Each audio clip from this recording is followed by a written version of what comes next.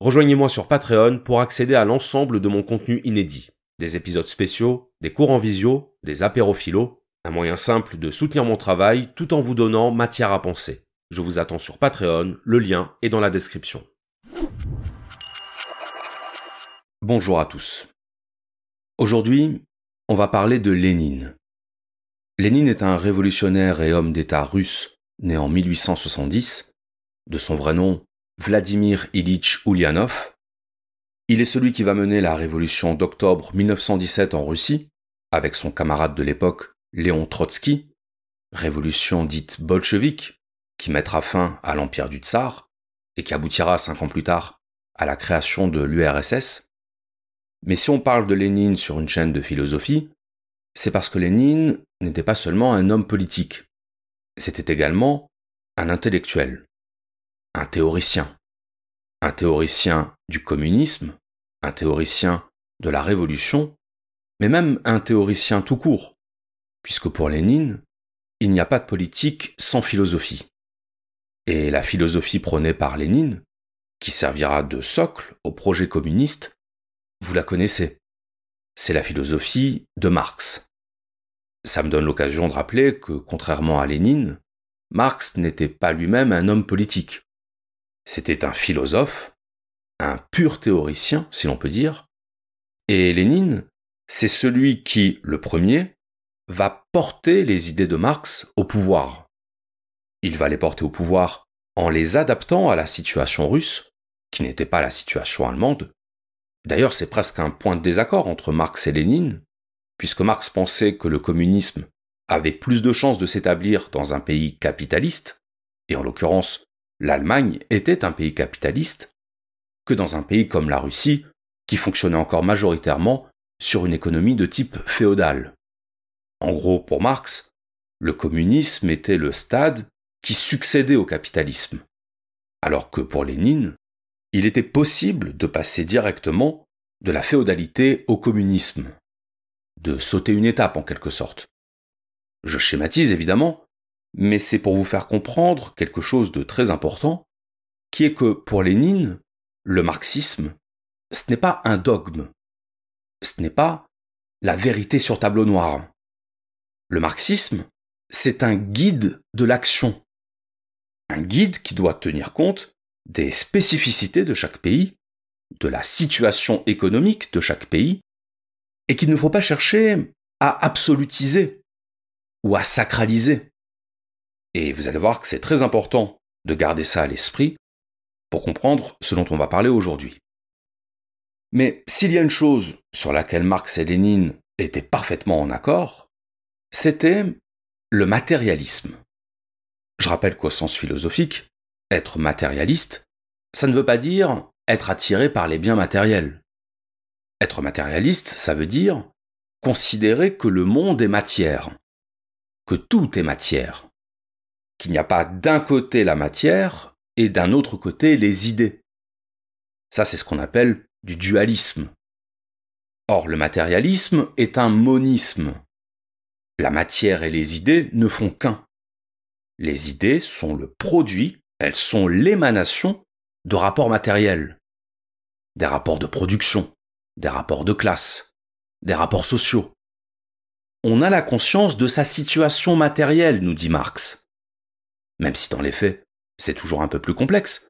Mais tout ça pour dire qu'on ne peut pas comprendre le projet révolutionnaire de Lénine si on ne comprend pas en quoi ce projet révolutionnaire est soutenu par une vision matérialiste du monde.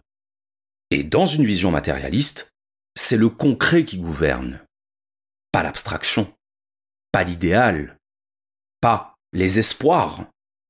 Le marxisme, c'est pas la théorisation d'un espoir, c'est l'analyse du réel. C'est l'analyse des dynamiques concrètes qui déterminent le devenir concret. Et pour Lénine, c'est ce qui justifie que le marxisme soit considéré comme une science, parce que ça permet d'expliquer des situations concrètes et donc de travailler à créer des situations concrètes. Le marxisme, c'est le contraire d'une utopie, parce qu'une utopie, c'est une abstraction pure. Or, ce ne sont pas les abstractions qui gouvernent, c'est le concret.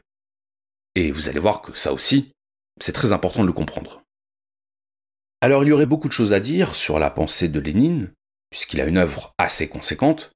D'ailleurs, certains de ses ouvrages abordent des questions assez pointues. On pourra citer par exemple Matérialisme et empiriocriticisme, dans lequel Lénine critique l'idéalisme subjectif. On en parlera peut-être dans un futur épisode.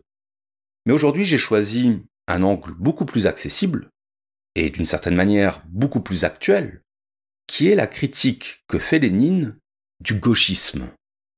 Et vous allez voir que sa critique du gauchisme en dit beaucoup plus sur sa vision du monde qu'on pourrait le penser a priori. Et donc pour ça, on va s'appuyer sur son livre publié en 1920, donc 3 ans à peine après la révolution bolchevique, et qui s'intitule « La maladie infantile du communisme, : le gauchisme ». Alors là, il va falloir apporter quelques clarifications préalables, parce que sinon, on risquerait de ne pas comprendre ce que nous dit Lénine. Aujourd'hui, quand on parle de gauchisme, c'est généralement une manière de critiquer moqueusement les idées de la gauche. Et la plupart du temps, qui utilise le mot gauchiste, ce sont les gens de droite. Le pendant du gauchiste étant le droitard.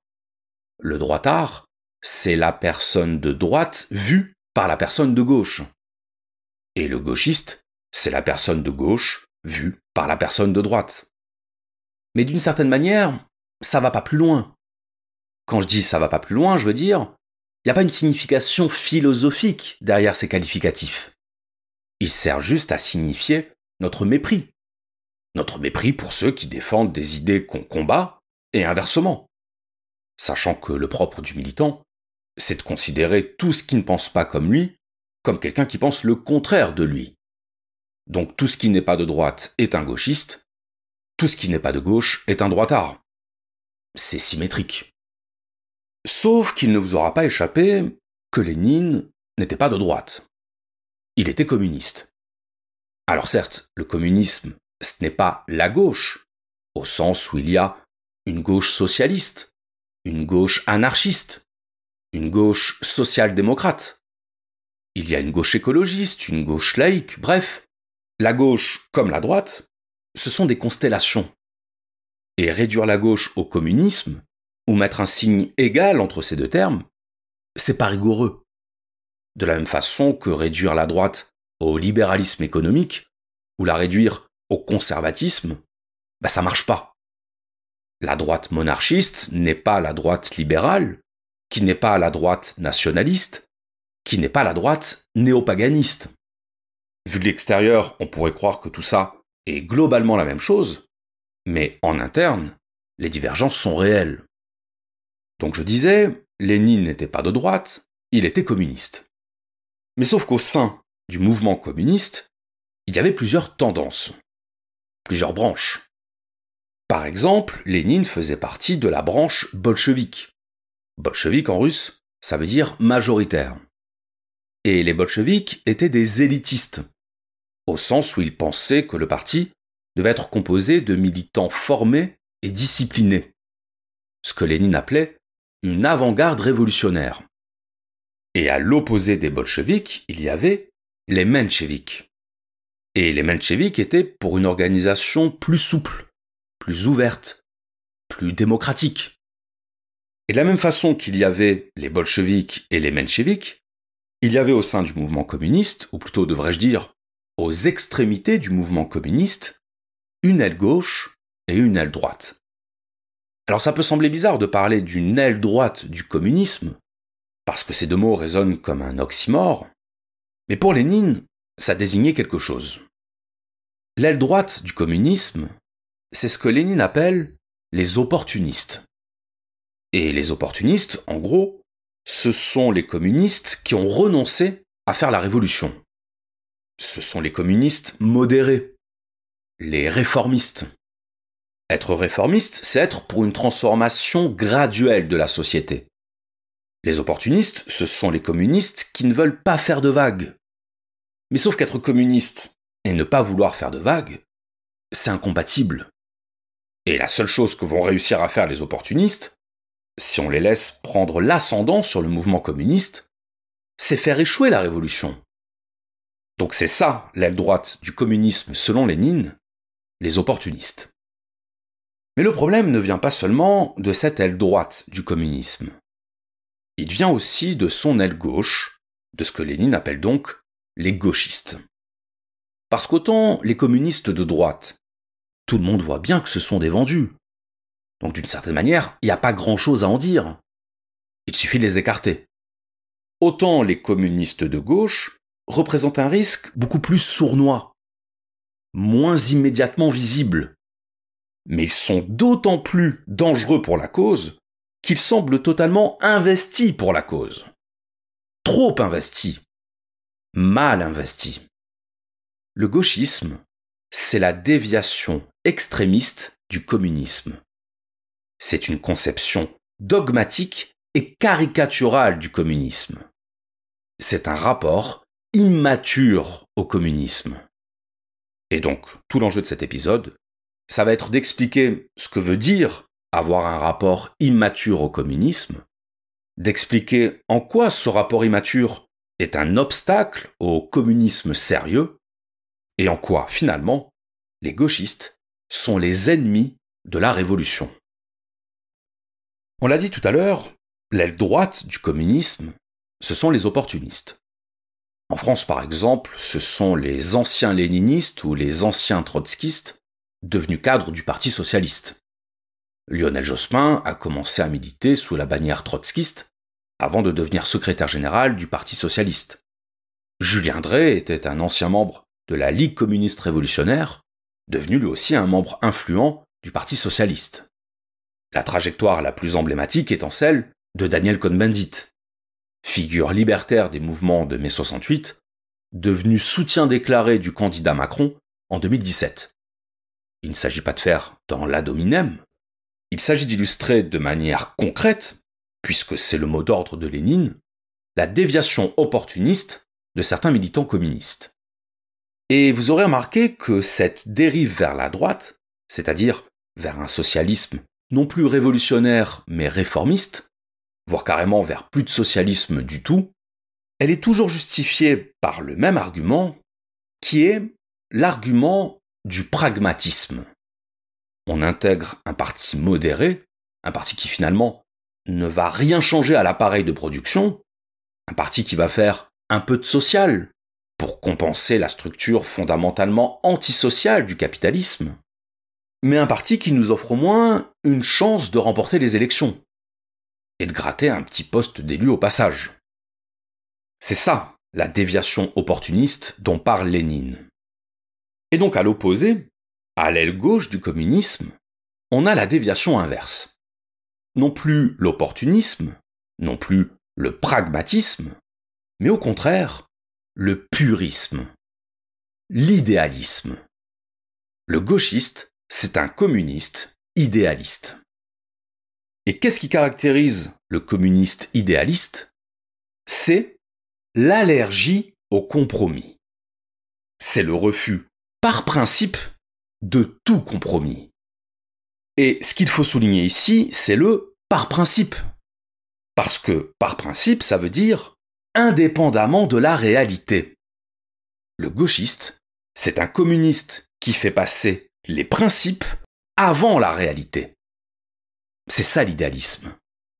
Le fait d'accorder plus de valeur à des idéaux, autrement dit, à des abstractions, qu'à la réalité concrète. L'idéalisme en philosophie, c'est par exemple la morale de Kant. La morale de Kant qui nous dit qu'il ne faut jamais mentir, quelles que soient les circonstances, quel que soit le contexte. Ce que Péguy résumait en disant « La morale de Kant a les mains pures, mais elle n'a pas de main. Elle n'a pas de main, sous-entendu, elle n'est pas en contact avec la réalité.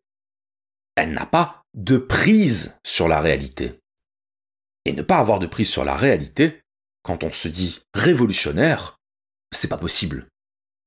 Mais sauf que ça, le gauchiste s'en moque. Il s'en moque pour la simple et bonne raison que son but réel n'est pas la révolution, mais la satisfaction d'être pur. Or, le compromis, c'est ce qui salit notre idéal. C'est ce qui souille notre idéal. Il y a dans le gauchisme une dimension quasiment religieuse, une sacralisation des idéaux. Le gauchiste, c'est celui pour qui tout compromis est un blasphème. C'est celui pour qui tout écart par rapport au dogme est une hérésie. Et donc concrètement, le gauchiste, c'est celui, par exemple, qui est contre la participation aux élections. Parce que les élections, c'est bourgeois. C'est celui qui est contre le fait de siéger au Parlement. Parce que le Parlement, c'est bourgeois. Qui est contre le fait d'intégrer les syndicats. Parce que les syndicats, c'est réactionnaire. C'est rempli de réactionnaires. Et on ne se mélange pas avec les réactionnaires. On les élimine. Les gauchistes ont une vision hygiéniste de la politique. Précisément parce que leur objectif est la pureté. Donc au lieu de batailler avec ceux qui ne partagent pas leurs idées, ce qui est le principe même du militantisme, ils vont les mettre en quarantaine pour éviter la contagion, la contamination. Sans se dire qu'en faisant ça, ce sont eux qui se mettent en quarantaine, qui s'isolent du reste de la société. Et sans voir que la contagion, ça va dans les deux sens. Si les réactionnaires peuvent propager leurs idées, pourquoi les militants communistes ne le pourraient-ils pas? Et est-ce que c'est pas justement leur rôle de propager leurs idées? Pas d'avoir peur des idées des autres. Pas de laisser le champ libre aux idées des autres. Les gauchistes ont une conception négativiste du militantisme. Ils cherchent moins à faire avancer leur cause qu'à enfermer cette cause dans une bulle et à en exclure tous ceux qui ne seraient pas assez purs. C'est un phénomène répandu, la pureté militante. L'idée qu'il faut combattre non pas les adversaires politiques, mais les alliés politiques qui ne sont pas assez purs, pas assez conformes à la ligne. Aujourd'hui, on dirait problématique, confus, complaisant. Complaisant avec qui? Avec les réactionnaires, avec les bourgeois, avec tous ceux qui ne sont pas déjà acquis à leur cause. Autant les communistes de droite sont des opportunistes, autant les communistes de gauche sont des anti-opportunistes et même des anti-opportunités. Ils refusent toute opportunité de faire avancer leur cause si les conditions de ces opportunités ne sont pas déjà favorables à leur cause. Ce qui n'a proprement aucun sens. Parce que ça revient à dire, nous refusons d'agir pour faire évoluer la société dans la direction de nos idées. Mais alors dans ce cas, pourquoi militer? Pourquoi militer si c'est pour refuser d'influencer ceux qui pensent différemment? Le militantisme, c'est l'influence. Et par définition, on ne peut influencer que ceux qui ne sont pas déjà acquis à nos idées. Militer entre militants, c'est stupide. Convaincre des convaincus, c'est stupide. C'est stupide parce que c'est stérile. La politique, ce n'est pas l'art de la stérilité. Ce n'est pas l'art de l'immobilité. C'est l'art de la transformation. C'est l'art de renverser des situations défavorables en situations favorables. La politique, c'est pas jouer à qui sera le dernier à être resté pur. Parce que la réalité n'est pas pure. Nous-mêmes, en tant qu'individus, nous ne sommes pas purs. Nos idées évoluent. Notre perception évolue. Et on ne sait pas toujours soi-même ce qu'on pense exactement. Donc, qu'est-ce qu'il faudrait faire? S'exclure soi-même. S'annuler soi-même. Les gauchistes l'ignorent peut-être, mais avant d'être un communiste révolutionnaire, Lénine était un fils de bonne famille, anobli par le tsar, favorable aux idées libérales. Lénine a même été pendant quelques années exploitant agricole, avec de la main-d'œuvre qui travaillait pour lui. Pas très communiste tout ça. Bah oui, parce que on peut être un révolutionnaire communiste et avoir ou avoir eu des activités en contradiction avec notre engagement futur. Ça s'appelle le paradoxe, ça s'appelle l'évolution, ça s'appelle la vie. Ça s'appelle le réel. Encore et toujours le réel. Si Lénine n'avait pas été influencé dans ses idées par des écrivains ou par des militants qui n'étaient certainement pas purs, mais qui lui ont permis de comprendre certaines choses qu'il n'avait pas comprises, il n'aurait pas évolué. Il aurait peut-être fini sa vie comme rentier agricole. Mais au lieu de ça, il a mené la révolution d'octobre. Et il a créé le premier État communiste de l'histoire du monde. Le gauchiste, c'est celui qui aurait refusé de parler à Lénine avant que Lénine ne soit un révolutionnaire. Peut-être même après. Bref, c'est pas sérieux. C'est pas sérieux parce que c'est pas comme ça qu'on transforme la société. C'est pas en refusant d'y prendre part, en refusant de se salir ou d'être importuné par des idées qui ne sont pas les nôtres. Puisque c'est précisément ce qui nous dérange dans la société qui nous pousse à devenir militants. Comment peut-on à la fois vouloir transformer la société et s'interdire de la transformer au motif qu'elle est infréquentable? Ça tient pas debout. Et c'est pour ça que Lénine nous dit que c'est une position idéaliste. Ce qu'on appelle une posture. Une esthétique révolutionnaire en lieu et place d'une pratique révolutionnaire. Quand on lutte, on est en contact. En contact avec son adversaire. On ne refuse pas un combat sous prétexte qu'on est contre son adversaire. On accepte le combat justement parce que le principe du combat, c'est d'être contre son adversaire. Et c'est ça qui fait que la politique est structurellement incompatible avec l'idéalisme. A fortiori le communisme. Donc si on résume, le gauchisme, c'est un idéalisme communiste. L'idéalisme est incompatible avec la politique, il est incompatible avec le communisme. Conclusion, les gauchistes sont les ennemis de la révolution. Dans un précédent épisode, on a parlé de Bakounine.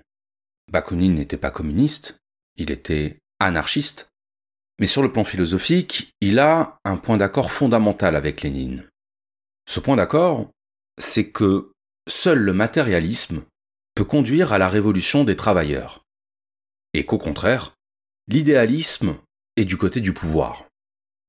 Un idéal, c'est une idée érigée en réalité transcendante.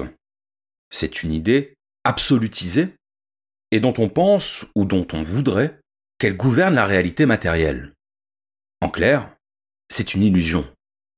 Le gauchisme, c'est l'illusion qui consiste à croire que la révolution pourrait advenir sans les conditions de la révolution. C'est l'illusion qui consiste à croire que le prolétariat pourrait se soulever de lui-même, par une sorte de mouvement spontané. Or, ce qu'a bien compris Lénine, et c'est en cela que sa réflexion prolonge le marxisme, c'est que la clé de voûte de la révolution prolétarienne, c'est la conscience de classe. Le prolétariat se soulèvera le jour où il aura accédé à la conscience de classe. Là encore, je vous renvoie à mon épisode sur le sujet, mais pour faire simple, la conscience de classe, c'est le fait non seulement d'être conscient d'appartenir à une certaine classe sociale, d'être conscient de ses intérêts en tant que membre de cette classe, et partant de là, de convertir cette conscience de classe en pratique de classe. Autrement dit, la conscience de classe, c'est pas une fin en soi. C'est pas juste être conscient pour être conscient. C'est être conscient pour agir dans le sens de ses intérêts. En l'occurrence, pour le prolétariat, organiser la révolution. La bourgeoisie est une classe qui a tendanciellement davantage de conscience de classe que le prolétariat, étant donné que c'est elle qui a le pouvoir, et que quand on a le pouvoir, on est conscient d'avoir un intérêt à le conserver. Donc on s'organise pour le conserver, voire pour l'étendre toujours plus. Le capitalisme trouve son prolongement dans l'impérialisme, nous dit Lénine. Mais le prolétariat, lui, a plus difficilement accès à la conscience de classe, précisément parce que l'idéologie dans laquelle il baigne, l'idéologie de la société capitaliste, c'est une idéologie au service de la classe capitaliste. C'est une idéologie qui légitime le pouvoir capitaliste, via l'information, via la culture, via les lois. Et donc le but de la bourgeoisie, c'est que le prolétariat n'accède pas à la conscience de classe pour que finalement il n'ait non seulement pas de projet, mais même pas d'idée révolutionnaire. Et c'est à ça que sert l'idéologie, à aliéner la conscience du prolétaire, avec les valeurs promues par la bourgeoisie pour consolider son pouvoir. Par exemple, le légalisme. Je n'ai pas le droit d'enfreindre la loi. Par exemple, le patriotisme. Je dois travailler pour l'économie de mon pays. Ou par exemple, la démocratie. Je dois me soumettre aux résultats des élections. Je précise que contrairement à ce que certains croient, justement parce qu'il y a une confusion entre gauche et communisme, le communisme de Lénine ne prône pas du tout la démocratie. Au sens où la démocratie, c'est une mascarade. C'est une imposture de la démocratie réelle. Il reprend en cela la critique que faisait déjà Marx de la démocratie, qui explique bien que la démocratie formelle n'est pas la démocratie réelle. La démocratie formelle, c'est quand on vote. La démocratie réelle, c'est quand le vote n'est pas influencé idéologiquement par la classe dominante. La démocratie formelle, c'est quand il y a des lois. La démocratie réelle, c'est quand ces lois s'appliquent à tout le monde et protègent tout le monde. Je ferme la parenthèse. Donc la conscience de classe, c'est la clé. Et pourquoi c'est important ?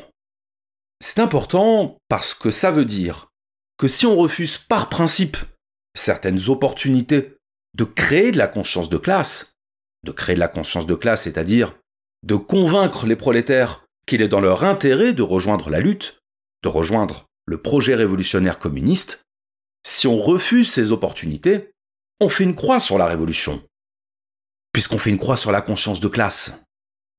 Pour Lénine, il n'y a pas de bons moyens ou de mauvais moyens en soi. Il y a des moyens plus ou moins efficaces dans la pratique.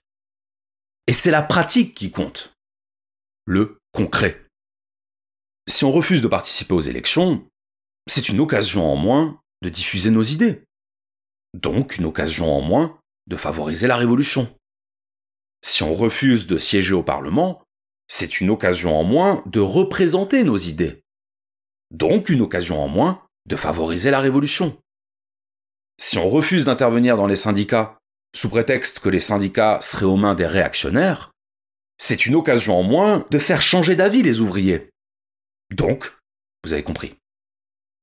Le gauchisme est un frein à la révolution parce que le gauchisme est un refus de comprendre quelque chose d'éminemment simple, qui est que la politique est un rapport de force. Et que pour remporter une victoire politique, il faut commencer par occuper le terrain politique. On ne gagne pas un match si on ne le joue pas. Autrement dit, si on n'est pas sur le terrain. La réalité ne fonctionne pas comme ça. Mais sauf que le gauchiste est dans la négation de la réalité. Il ne veut pas voir la réalité. Il ne veut voir que ce que devrait être la réalité. Et donc si Lénine qualifie le gauchisme de maladie, c'est à double titre.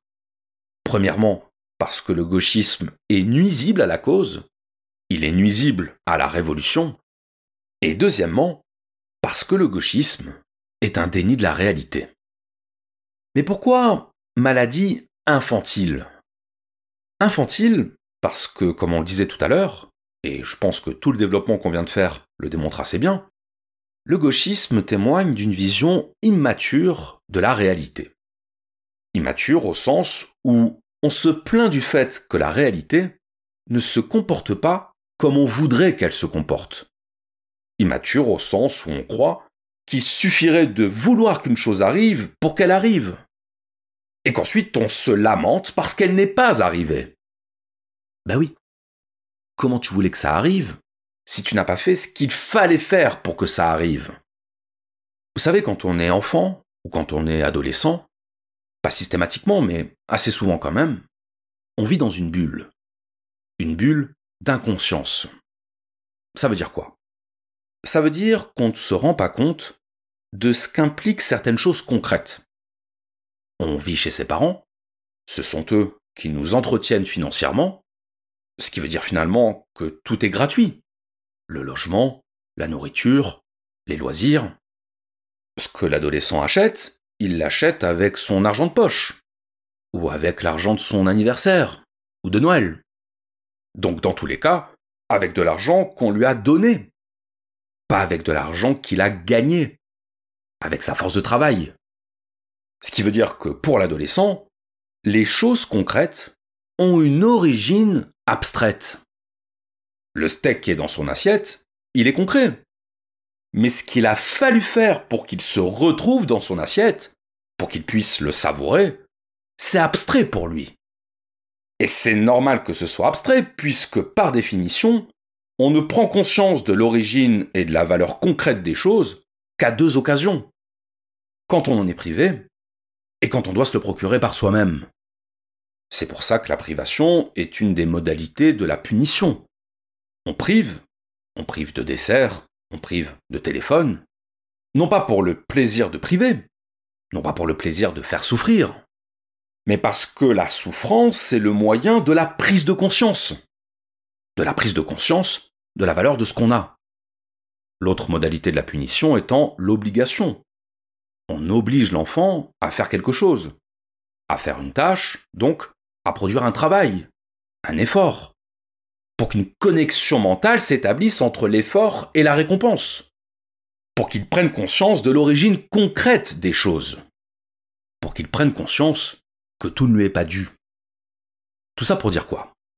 Tout ça pour dire que l'inconscience est le résultat de l'inexpérience. Car c'est par l'expérience qu'on réalise toutes les contraintes qui séparent un désir de sa réalisation. C'est par la pratique que nos idées se mettent au diapason de la réalité.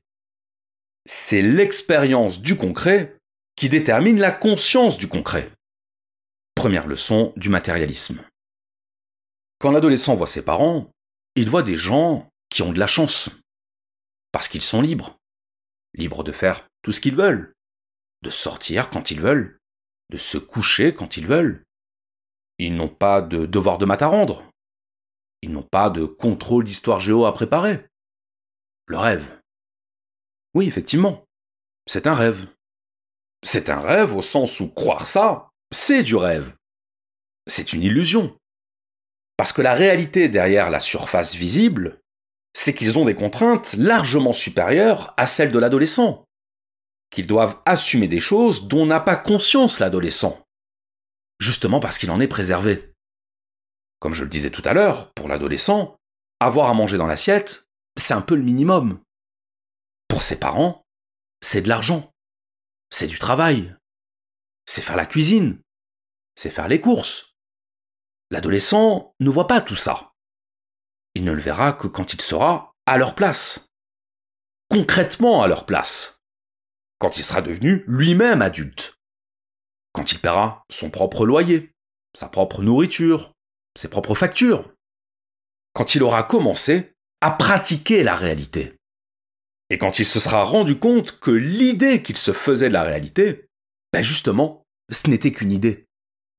Et donc, devenir adulte, c'est remplacer progressivement son idée de la réalité par son expérience de la réalité.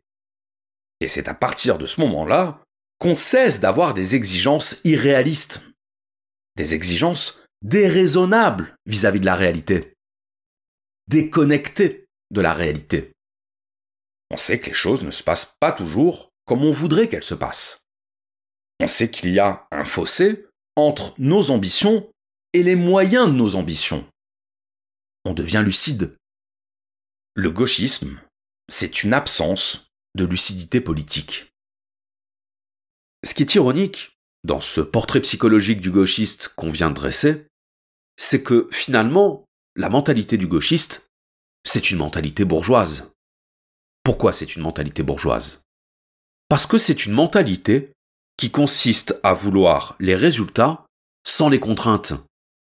À vouloir que la réalité s'adapte à nos caprices, sans voir qu'un monde dans lequel tout le monde voudrait satisfaire ses caprices, c'est un monde qui ne peut pas exister. Il y a des privilèges parce qu'il y a des gens qui travaillent pour nous donner ces privilèges. Ou plutôt, auxquels on extorque nos privilèges. Comme le bourgeois, Le gauchiste attend que ce soit les autres qui fassent le travail à sa place. Puisqu'on l'a dit, il ne veut pas se salir les mains.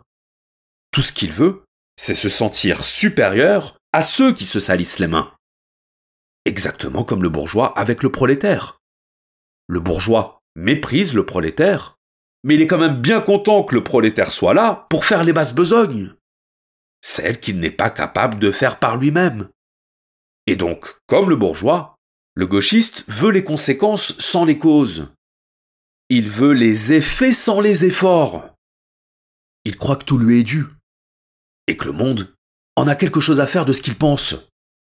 Le monde n'en a rien à faire de ce qu'il pense, parce que le monde n'obéit pas à la loi de l'idéalisme bourgeois. Il n'obéit pas à la loi du caprice, du décret, du vœu pieux. Il obéit à la loi du travail, des actes. Il obéit à la loi du concret. Donc finalement, ce que fait Lénine à travers son livre, c'est qu'il recadre l'idéalisme naïf de ses enfants politiques. Parce qu'ils ne savent pas encore de quoi ils parlent. Comme l'adolescent ne sait pas encore de quoi il parle quand il dit qu'il préférait être à la place de ses parents. Le gauchiste est un puceau du réel. Il idéalise. Et il prend ses fantasmes pour la réalité. Il a besoin d'expérience pour comprendre que la réalité est beaucoup moins romantique que l'idée qu'il s'en fait. Le gauchisme est une maladie infantile, au sens où le gauchisme est une illusion adolescente. Un défaut d'expérience érigé en pureté. Raison pour laquelle, nous dit Lénine, le remède au gauchisme réside dans la combinaison de deux choses, le temps et l'expérience. Le temps rempli par l'expérience.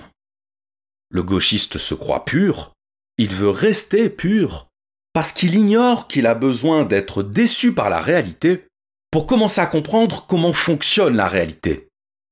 Au départ, sa déception le mettra en colère. Il maudira la réalité. Il maudira la société. Parce que la société est réactionnaire. Il maudira le gouvernement. Parce que le gouvernement est bourgeois. Il maudira ses camarades. Parce que ses camarades sont corrompus. Et il maudira Lénine parce qu'il le met en face de la réalité. Pour Lénine, les gauchistes confondent détermination et agitation. Ils confondent radicalité et impulsivité. Et ils tentent de compenser leur inexpérience par de l'énervement, par des gesticulations, par de l'agressivité. Ils partent en croisade sans savoir comment on tient une lance. Et ils traitent tous ceux qui ont appris à manier une lance de corrompus, de mous, de traîtres. Ce qui anime le gauchiste, ce n'est pas la raison, mais la passion. Une passion incontrôlée, qu'il prend pour de la radicalité, sans voir qu'elle est un obstacle à la radicalité, parce qu'elle est un obstacle à la transformation de la société. Je cite. Il y a compromis et compromis. Il faut savoir analyser la situation et les conditions concrètes de chaque compromis ou de chaque variété de compromis. Il faut apprendre à distinguer entre l'homme qui a donné aux bandits de l'argent et des armes pour diminuer le mal causé par ces bandits et faciliter leur capture et leur exécution, et l'homme qui donne aux bandits de l'argent et des armes afin de participer au partage de leur butin. En politique, la chose est loin d'être toujours aussi facile que dans mon exemple d'une simplicité enfantine. Mais celui qui s'aviserait d'imaginer pour les ouvriers une recette offrant d'avance des solutions toutes prêtes pour toutes les circonstances de la vie, ou qui assurerait que dans la politique du prolétariat révolutionnaire, il ne se rencontrera jamais de difficultés ni de situations embrouillées, celui-là ne serait qu'un charlatan. Faire la guerre pour le renversement de la bourgeoisie internationale, guerre 100 fois plus difficile, plus longue, plus compliquée que la plus acharnée des guerres ordinaires entre États, et renoncer d'avance à louvoyer, à exploiter les oppositions d'intérêts, fussent-elles momentanées, qui divisent nos ennemis, à passer des accords et des compromis avec des alliés éventuels, fussent-ils temporaires, peu sûrs, chancelants, conditionnels, n'est-ce pas d'un ridicule achevé?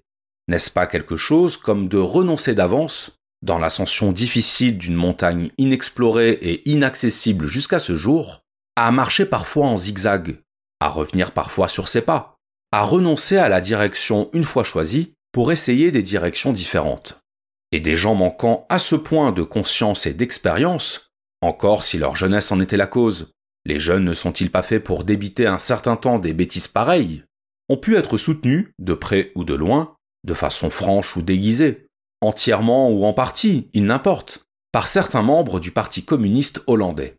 On ne peut triompher d'un adversaire plus puissant qu'au prix d'une extrême tension des forces et à la condition expresse d'utiliser de la façon la plus minutieuse, la plus attentive, la plus circonspecte, la plus intelligente, la moindre fissure entre les ennemis, les moindres oppositions d'intérêts entre les bourgeoisies des différents pays, entre les différents groupes ou catégories de la bourgeoisie à l'intérieur de chaque pays, aussi bien que la moindre possibilité de s'assurer un allié numériquement fort, fût-il un allié temporaire, chancelant, conditionnel, peu solide et peu sûr.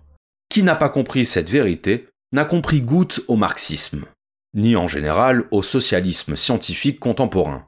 Qui n'a pas prouvé pratiquement, pendant un laps de temps assez long et en des situations politiques assez variées, qu'il sait appliquer cette vérité dans les faits, n'a pas encore appris à aider la classe révolutionnaire dans sa lutte pour affranchir des exploiteurs toute l'humanité laborieuse.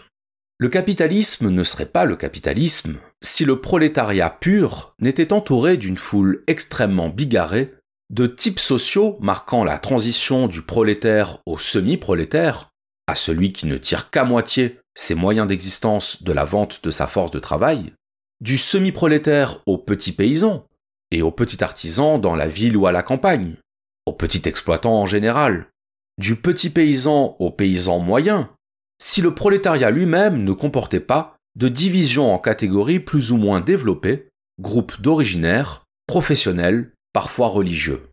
D'où la nécessité absolue pour l'avant-garde du prolétariat, pour sa partie consciente, pour le Parti communiste, de louvoyer, de réaliser des ententes, des compromis avec les divers groupes de prolétaires, les divers partis d'ouvriers et de petits exploitants.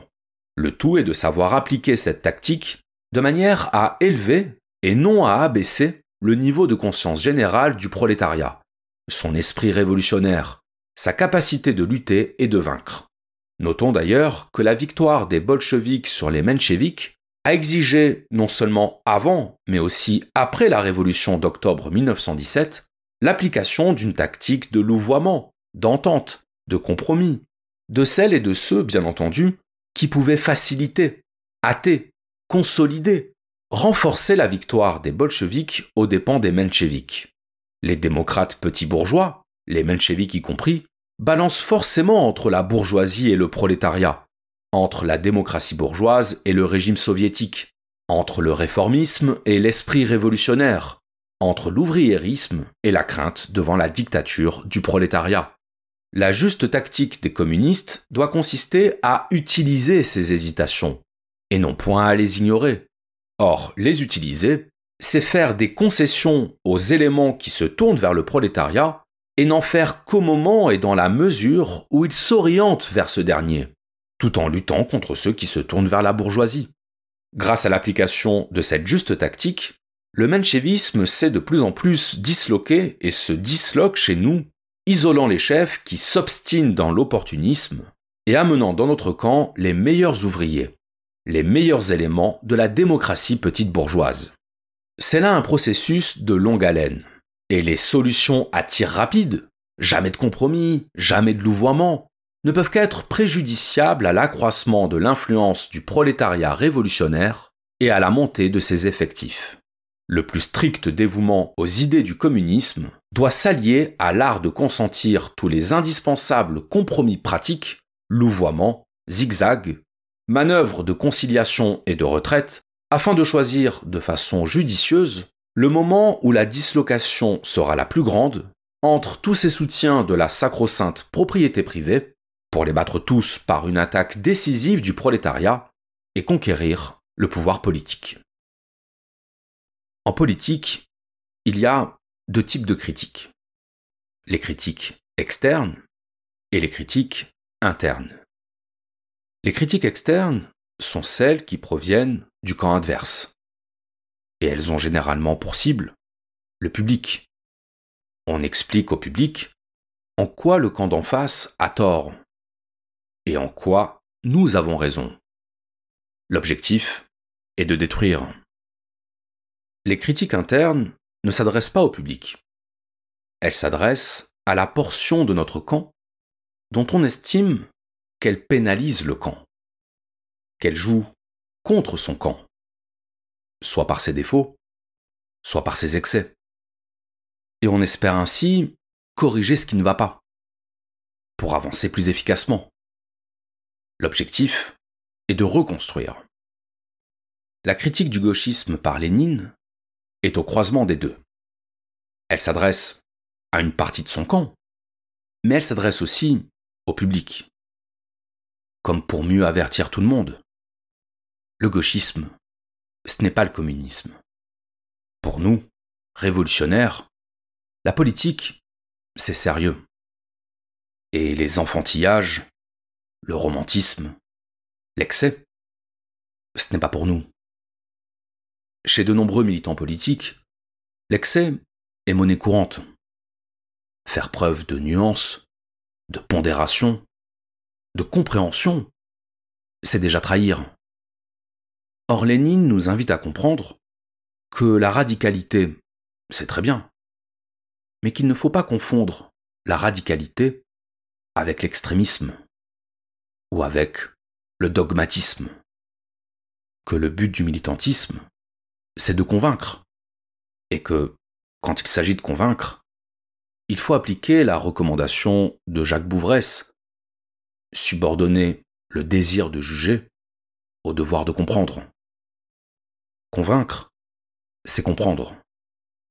Le dogmatisme, c'est le refus de comprendre. On ne convainc pas en étant dogmatique. On exclut. On ne convainc pas en étant excessif. On effraie. On joue contre son camp. Car même quand il s'agit de révolution, l'excès ne vaut pas mieux que le manque. Il permet simplement de se donner des raisons d'avoir échoué. Je vous remercie.